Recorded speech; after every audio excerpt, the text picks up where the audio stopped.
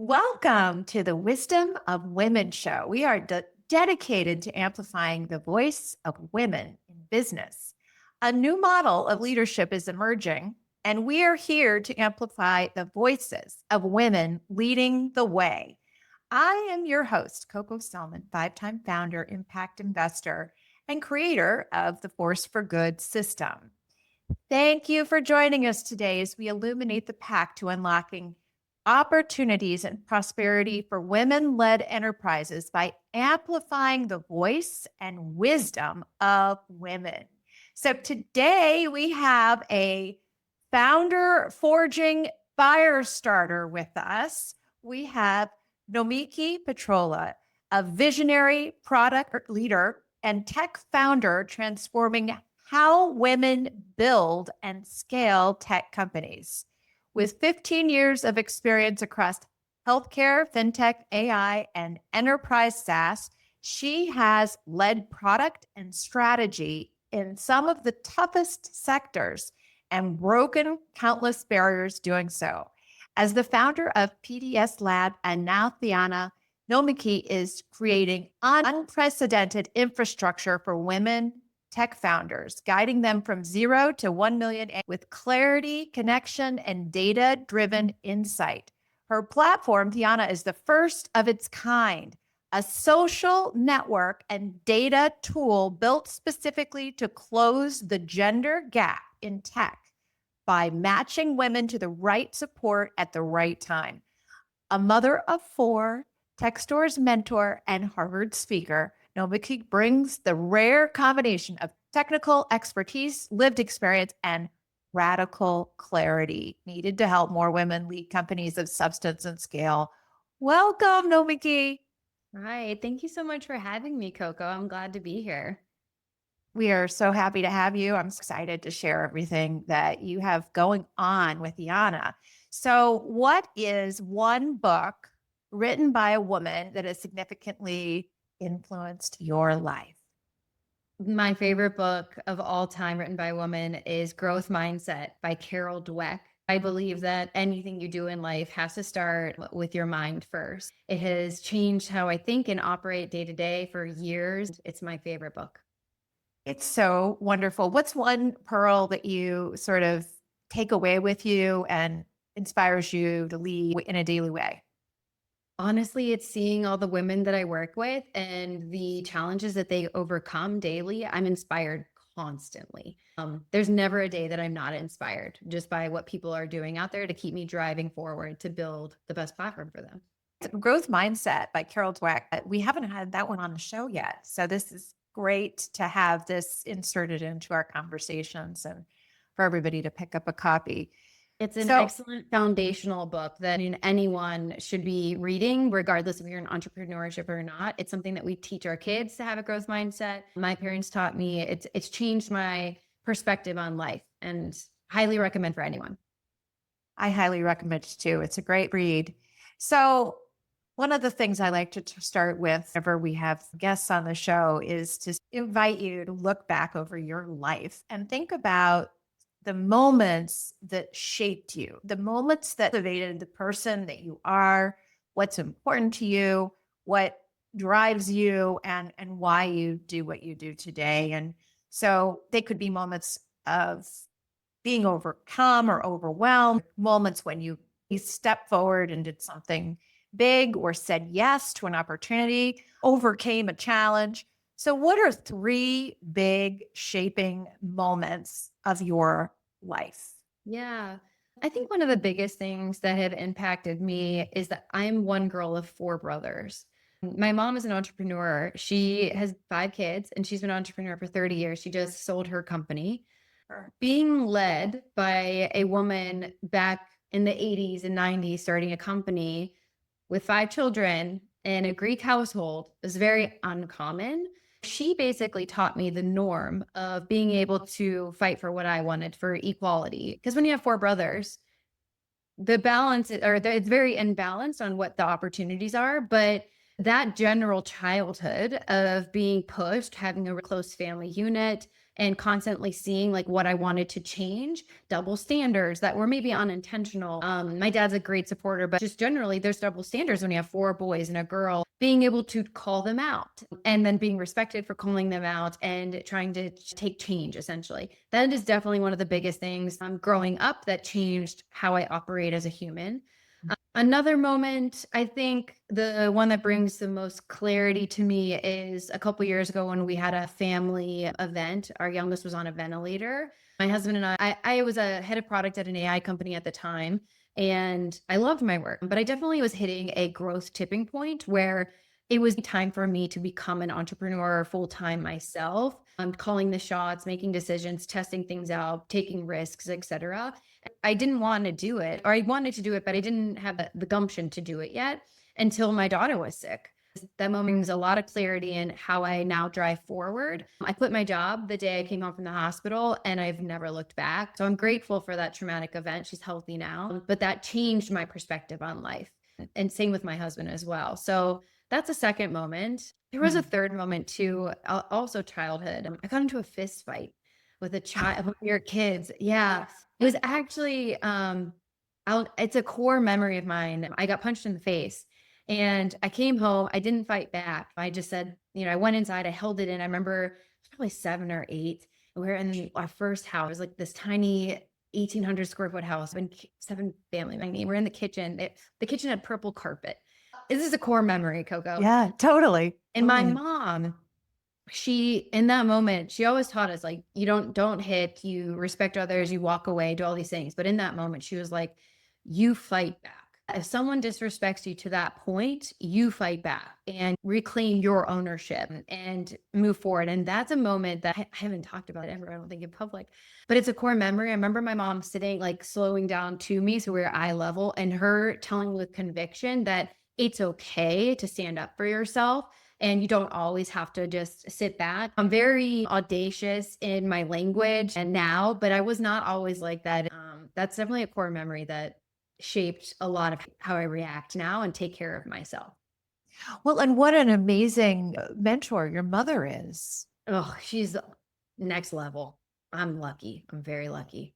Really amazing. And I'm curious, your daughter of 5 kids, 1 girl and 4 brothers. Then you went through this experience where you had a family event where your daughter was very sick on a ventilator. I know from personal experience, having a medically fragile, that's life changing. And then this fist fight. So what do you feel like who are you today because of those experiences? What do you feel like those experiences brought out in you?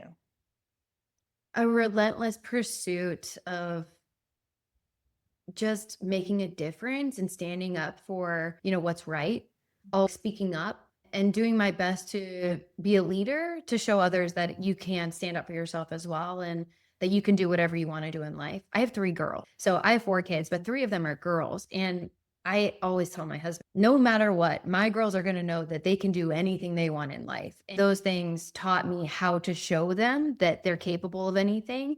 My daughter, my oldest, is 8, and she'll ask me about business every night. We switch rooms and say goodnight. We get her one-on-one time with all the kids. And when we lay there, she's like, tell me about the founders you worked with. I'm like, you're 8 and you love hearing about these things. I'm going to teach you how to build a product in Lovable. I'm like, I'm going to teach you how to code. She's so interested. And that is affirmation that I'm doing the right thing. I'm on the right path. Like, they can do anything. They're interested in business. They're interested in doing things that they love and that they know they can do it. No one's telling them they can't. And I think that's the biggest thing that's taught me how to be a better mom and show people you can do whatever the F you want to do. I love that, and I have a deep conviction that building business is creative. Like So creative. it's so like building art in many ways. It's a science and an art, and it requires all kinds of super skills. And it's punishing, exactly. And so I have 2 daughters as well. The gift I feel like of being a mom and being an entrepreneur is that they get to see us out there taking big risks. Yep. Creating things out of nothing. And at the same time, anybody can start a business. They can create code or build a product and sell it in some form or fashion. And that's really, I don't know. I just think it's powerful. We're so lucky to be on this space where anyone can do anything because the technology is caught up. Use the tools to your advantage and be okay with trying it and not second guessing yourself. We do a lot of like mindset coach with our kids too. One word they're not allowed to say in this house is can't. Like they get told you can't say that word, reframe it right now of, okay, I'll learn how to do it and then I can. Or training them early and young that possibilities are available to them. They just have to believe in them. Right. Exactly. Reframing that idea, right? It's right now, I don't know how, but I can learn and Yep. or I can get somebody to help me or whatever, right? Yeah. There's very few things that we can't, right? Right. Like, live without breathing. People ask, like, are you going to be the technical founder? Are you going to learn how to code that? Like, no, I can, but I don't want to. I'm going to have to do that so I can do these things instead. But I'm sure in a weekend I can learn how to write some scripts, but no thanks. Right. It's not my highest and best, right? Yeah, There's I'm good the without it. steps, Yeah. right. Okay. So you've seen inside of powerful tech and you've built your own from ground up. What truth about tech leadership did you have to unlearn in order to build something that really works for women? That's a really good question. So the majority of my career, the founders that I worked with, except for one who was a co-founder, so not a solo woman, were all men. They were wonderful. They did exceptional things. They gave me opportunity. But something that I learned shifting my focus to primarily working with women was how they approach taking action. And again, this comes down to mindset. We know the odds are against us. We know that we only get 2% of funding. We know that 9 out of 10 businesses fail. We know that the odds are against us. So what I saw when I worked with those men is that they never second guessed anything. They just kind of effed around and found out. I try to instill that in the women that I work with because it's not an unlearning. I guess it's more of a, how do I take this mentality and also teach other people to teach women to take this mental attitude of I can do whatever I want. Like no one's going to tell me not to, but with precision, right? Like women are very good at seeing a lot of data, a lot of perspective and many angles and making a decision. And I want to capture that ability, that superpower with the risk, excitement, and bias to action and not overthink their decision making and do it faster. Because I believe if they're able to do that, they'll reach their goals a lot faster rather than sitting in analysis paralysis. And kind of marrying the two. So I don't know if that's an unlearning, but kind of combining the two. That's something that I really work hard on. I'm trying to tell women, you're badass at this. You have these skills that you don't even know them because they're second nature to you, but I see them. Let's put these other things on top of it now and see what you can do. Let's put you in overdrive. And the ones that really take hold onto that, they do exceptional things. It's really fun to witness. So let's explain to our listeners what Theanna is and why you created this particular platform.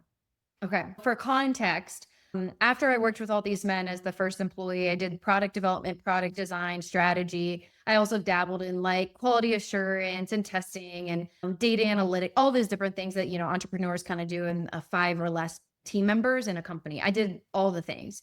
What I found out when we went through that traumatic life event is that when women were starting to hire me or wanting to hire me to work on their product, they couldn't afford it. And I didn't understand why. I was in a bubble because I worked for all those men that had opportunity, had funds, had previously sold companies.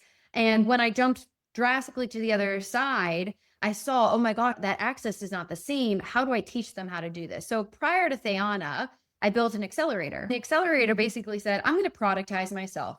Instead of paying me my rate, I'm going to teach you how to do it for a nominal fee and you're going to be empowered from it. Then you own all the product knowledge. I don't have to own it and educate you. You're in it because that's the best way to learn is by doing. So I'm going to teach everyone how to do the things that I've been doing for years. That went exceptionally well. So when Theanna started, it was because it went well, I started to see systemic issues inside of the accelerator.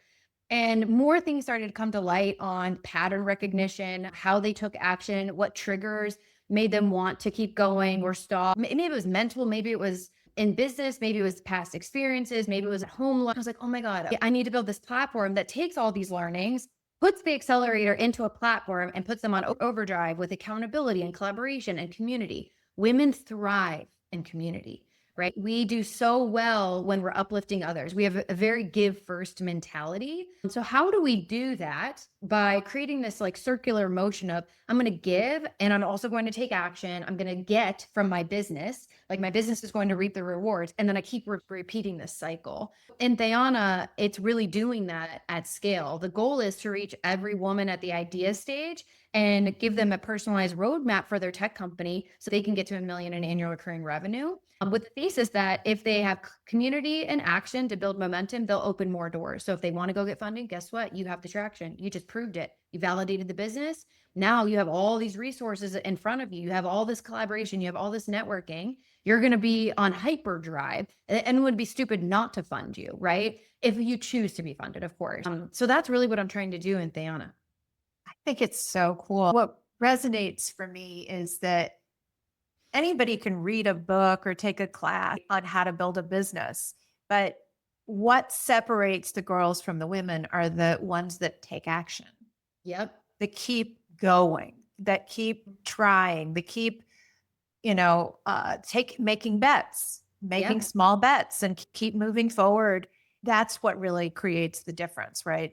Not the analysis paralysis, not getting held back by the thousands of hurdles that present themselves as you're trying to build a company. It's just like going to the gym, right? Like by summer, I want to have a bikini body. Okay, well, in order to do that, 6 months in advance, you have to make a plan that you go to the gym 5 days a week and you focus on arms, legs, core, endurance, etc., so that you feel good by the end of that goal, right? It's the exact same thing. You're building a muscle physically in your business to get to the stage of what you want to do. And you have to wait to see progress. Like at the gym, you don't see progress the first 4 weeks. The first 4 weeks, you start to feel better. 8 weeks, people start to notice that you started to change, your body started to change. 12 weeks, you start to see the change, right? So it's the same exact mentality in business over time. You just have to keep going till you start to see the progression, right? And reap the rewards. Well, the other thing, and I'm wondering if you can share how this might happen within Theanna and within the community and the structure that you offer. As a founder, you don't have a full infrastructure, policies, procedures, tech, everything. Like you're building everything. Mm-hmm. And that can be fun and exciting, but if you can sort of spin your wheels, not getting anything done, trying to make progress can feel hard because you're scattered and you're in so many hats. How do you help founders focus and do what they need to do? And maybe talk too about, I know you're very data oriented. So how does data play into what you do with Theanna? Data is really critical. What we're building right now, and it's launching like in the next 30, 45 days, is milestone coaching. So if anyone here you might be familiar with the Strava app or Apple Fitness, where you can see your progression and then you have challenges with maybe your husband or your partner or your friend that you can see their rings close. We're taking that progression mind into Theanna so that you get personalized goals based on where you are in your business. It's broken out by 4 stages: idea, launch, grow, and scale, which is revenue oriented. Because at the end of the day, we're not building hobbies, we're building revenue generating businesses. And in those 4 stages, you're going to get a personalized roadmap of all the things that you need to be accomplishing and coach on one at a specific time. So focus is actually a very critical factor in making sure that people actually move the needle in their business. And the way that we're doing it is you can track all your milestones. I'll just tell you exactly. There's 3 top of minds that you're allowed to have, right? There's always at any given time 3 things that you know are the most important, whether that's in a quarter or a monthly time frame. Then you always have the back burners, right? Like there's always things that you should be thinking about, but they're not top priority. Maybe that gets your extra attention later when you're tired and you need a break. You can add any back burner item that you want. The milestone coach is going to take the one that you need to be focusing on right now. And every day you're going to track how you did against that milestone. For example, perhaps you're in validation and you need to do customer interviews. You have to do a check-in every day. That check-in is going to prompt our AI, and the AI is going to give you suggestions, tasks, challenges. Then you can track those in reports. At the end of the milestone, you'll know how many days it took, how many days were you on a streak, how many did you miss, what were your achievements, what were your blockers, what were your wins. We're going to tell you all of these things so that then we can suggest, by the way, this is what we think you should do next so that you hit your goal of X by the end of 2025. So precision and focus is really important. I'm doing that by giving them the guidelines of, okay, here's the feedback, the one-on-one, we know all about your business. It's going to be catered to you. Then on top of that, you have the community where you're like, I need help. This is what I sucked at. Give me support. Get other people's ideas. We meet every week. Then you get that additional collaboration and accountability on top of your self-propelling, right? So that's literally what we're building right now.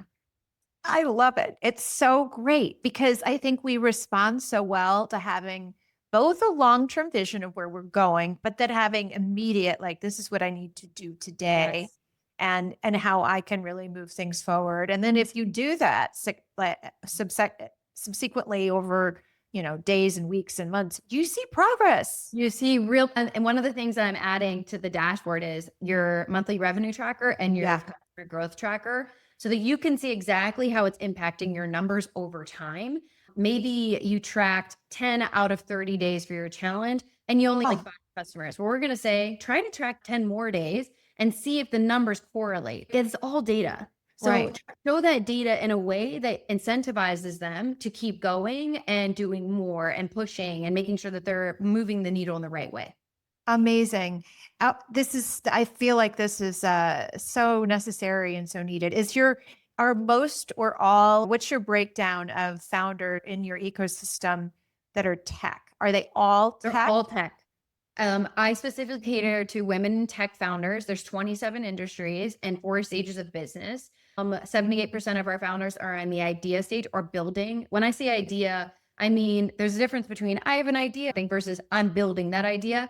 We're the builders. Like we're people that get shit done. 78% of them are building, prepping to launch MVPs. We've already had several launch MVPs in our short amount of time being live.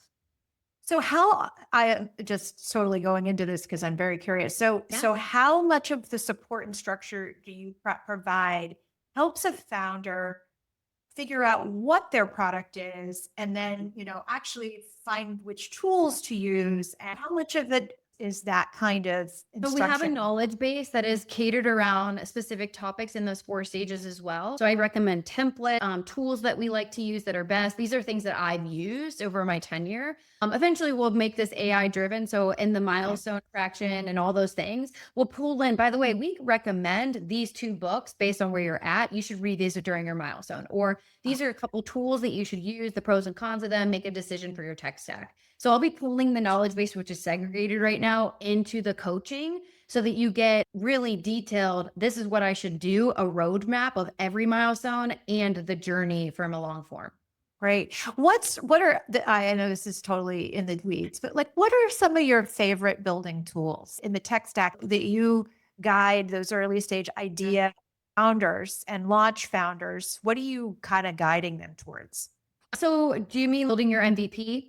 Yeah, first at the idea stage of building your MVP, and then I would love to know what you're using to help them launch a test and what you're helping them to grow. Oh, sure. So for idea stage founders, I always tell them to try to build something on there, learn the tech jargon. It doesn't mean you're going to be on there forever by any means, but there's enough tools out there right now. We just partnered with Lovable and did a 5-day hackathon literally last week, where 50 founders came in, built an MVP in 2 days, submitted it, and won cash prizes from me and Lovable combined. It's not something that's scalable, but as a non-technical person specifically, you should learn how these tools work so that when you do bring on a technical hire or CTO or co-founder that's technical, you can have an educated conversation on what a database is. What is an integration? What's an API? You need to learn these things. I always guide people, go to Replit, Cursor, Lovable, play with it, learn the terms, go through the documentation, etc. It's incredibly powerful. In terms of going after that, my favorite tool right now is customer.io. It's my email marketing and transactional marketing campaign builder. They are very data centric. It's not for everyone because you need to have an engineer that integrates all your data into the platform, but I love them. I tell everyone about them. They're one of my favorite tools. It makes it so easy to see every user. I use it as a gut check when people apply and get in, what's happening. But in addition, it makes me hyper segment things that I need to be communicating to groups of people. And they do an excellent job at all the workflows. Awesome. And then later, what are you seeing? So that's good for growing as well. Is there Yeah. any other tech that you find yourself really? Like techie stuff. And let's say I've done my idea stage, I've got my MVP, I'm growing, and now I'm starting to incorporate more AI, or you're building Yeah. your platform. Like, Yeah. what are some of the things? How do you go about doing some of that work? So right now there you have a difference for generative AI to use different tools like Anthropic or OpenAI. They're super easy to integrate. Like there's different models. You have to understand the cost analysis, do breakdowns. You have to understand how to prompt. You have to know what data you use inside of your platform. The basics are you can easily put something in there that lacks context in a few hours. Like it's super easy.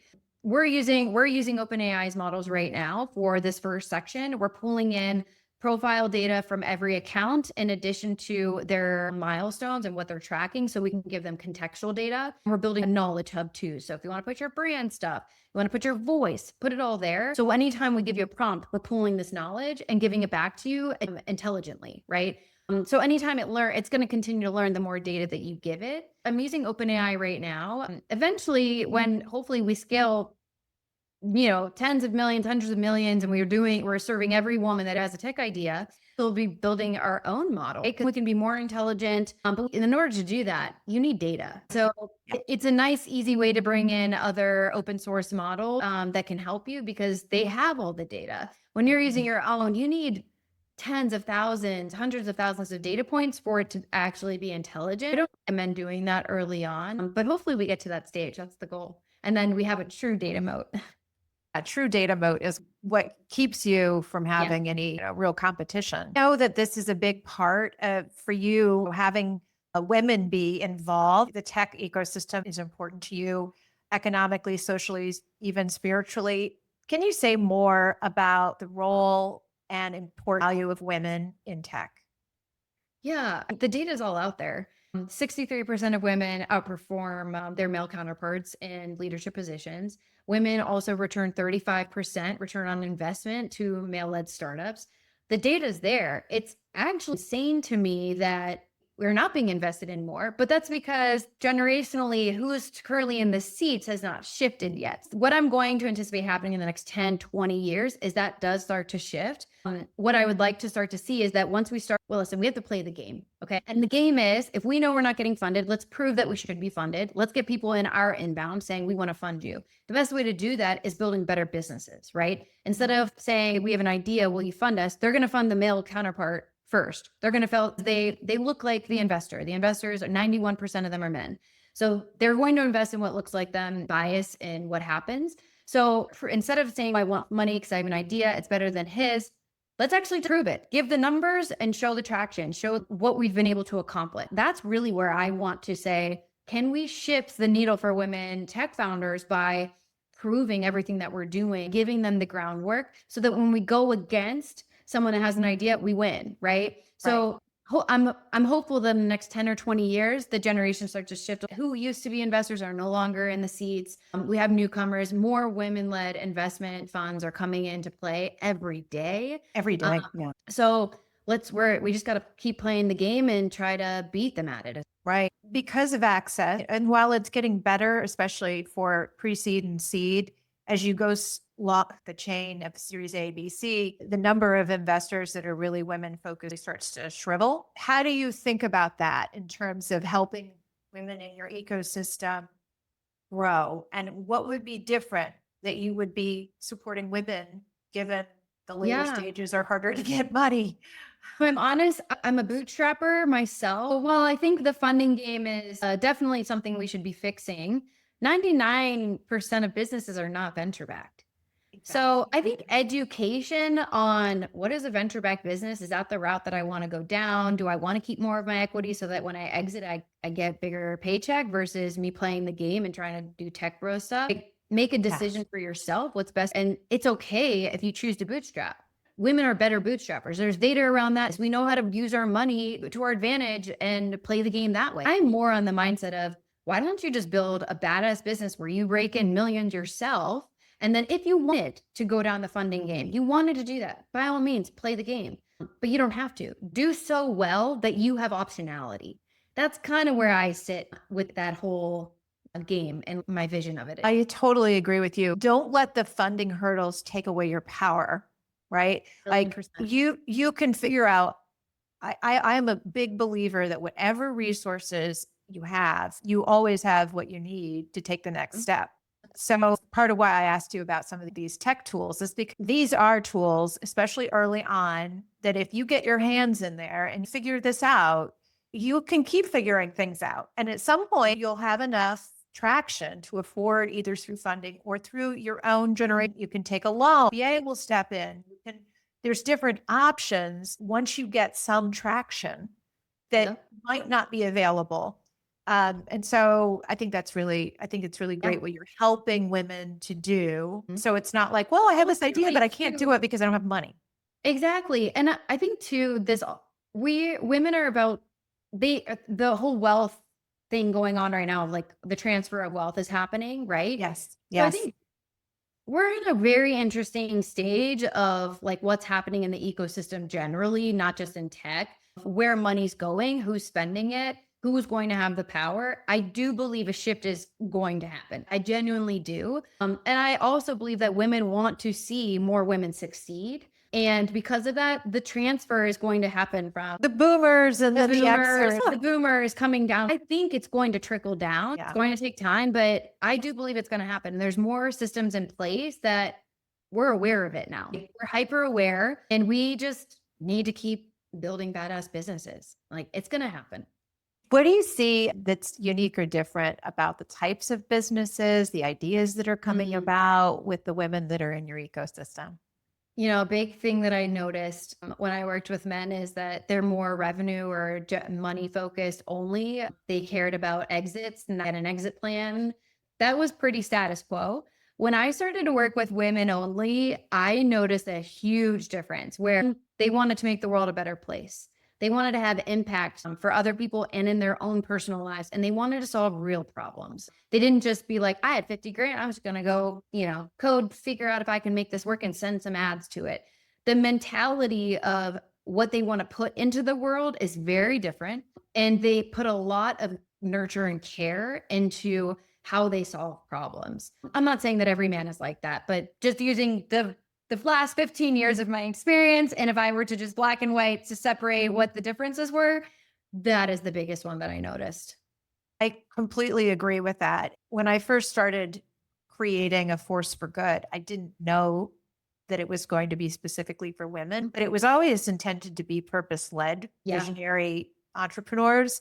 And then, I don't even have to say purpose-led anymore. All I have to do is say women. And it is always purpose-led. Well, I shouldn't say always, but generally it's 99% of the time it is. Yeah, right. When women are successful, what they do with their success is so different, right? You want to give back. They want to give back in all the ways. They want to make sure everybody's taken care of, their families, of course, but then their communities in the world long term. Exactly.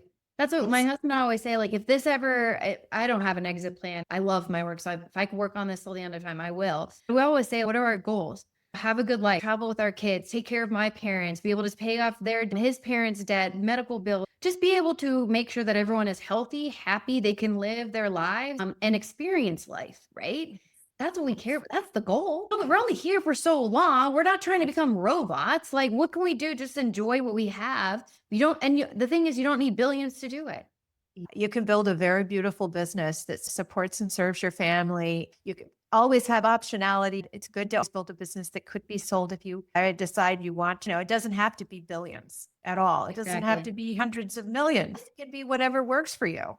You get that choice to make. I'm curious to know, what are the fears that you see that women experience, and what are the superpowers that women entrepreneurs really you see, come out in the journey? So things that are uniquely women, fears, and superpowers.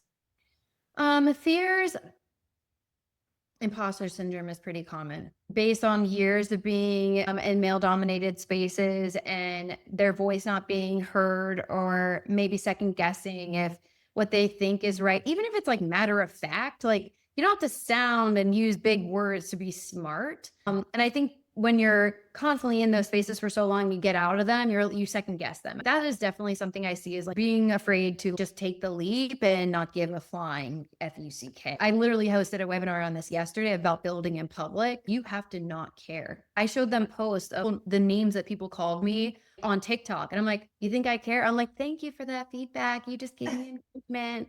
Thank you. I don't care. Call me names. I don't give a shit. And you have to get over that. Like, you have to be so mentally strong that that does not bother you. So that's the one that I'm constantly talking about, is trying to get you over that fear. Just keep going. And I see it, like when I see Theanna founders all over LinkedIn, they're doing it because this is their superpower. When they do it, people come along.